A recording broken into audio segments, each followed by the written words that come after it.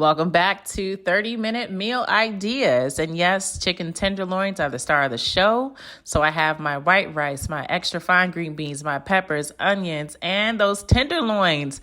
So let's see some options for your meals that you can create out of this 30-minute meal prep, okay? So I have for dinner the green beans, the chicken with the peppers and the rice. It was so delicious, very seasoned. And for breakfast, we have the chicken with the cheese on an everything bagel. Don't sleep on it because it was scrumptious, quick, and easy, okay? Just put it in the microwave and you're golden. For lunch option, you have that good old Chipotle-inspired burrito with the chicken, the rice, the veggies, added some spinach, and a little bit of lemon garlic sauce to go with it. And it was heavenly. I just finished eating that.